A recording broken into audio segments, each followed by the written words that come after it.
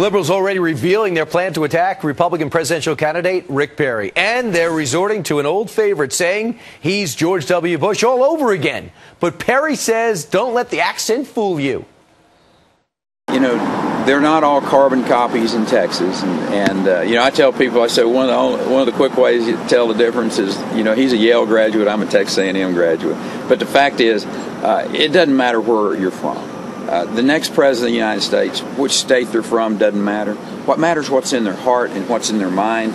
And what's in my mind and what's in my heart is we're going to get America working again.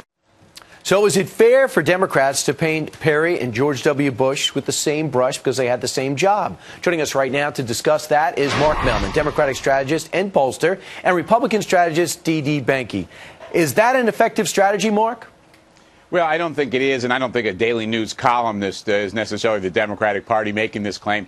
But the reality is there's some important differences between these two fellows. As Governor Perry said, you know, the truth is he was made himself. He was born poor, and his father was a tenant farmer. George Bush's father was a multimillionaire president. So they have different kind of backgrounds. On the other hand, George Bush tried to reach out to the Latino community. Rick Perry's really alienated the Latino community. And Rick Perry's much more extreme than George Bush on a whole lot of issues.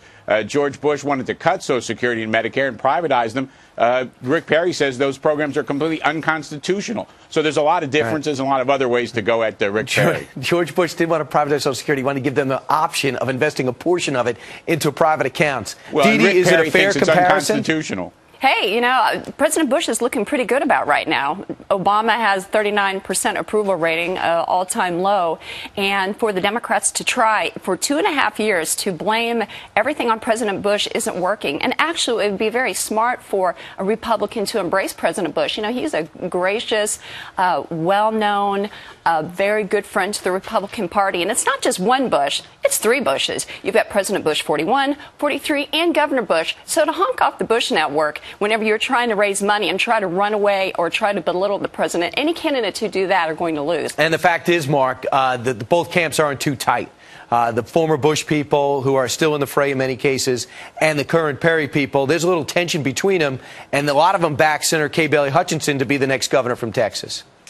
Well, that's right. There certainly is some history of conflict, but as Dee said, I mean, the truth is it's hard for Republicans to diss George Bush and do it successfully, but that's what Governor Perry just did in Iowa the other day, trying to point out the differences. But look, this campaign is not going to be about George Bush. It's going to be about Rick Perry or Michelle Bachmann or whoever the nominee is on the Republican side. I hope so. And Dee, I want to bring it to this. The big story in the New York Times today. Governor Perry, yeah, his stats look good and his state looks strong, but he's lucky. Lucky military spending, lucky to have a big tech sector, lucky to have oil. Is that right?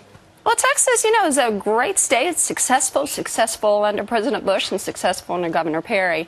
And, you know, he's smart to say that Texas is great. It is. However, you know, to say that Texas, you know, elect me because I am a Texan, elect me because I'm the biggest and best state, you know, I think he needs to be a little bit more broad and American, thinking pro-America, which he has done that.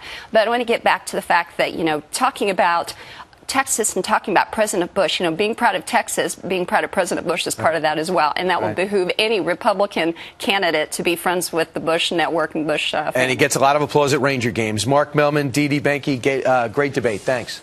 Thanks very much. Thank you.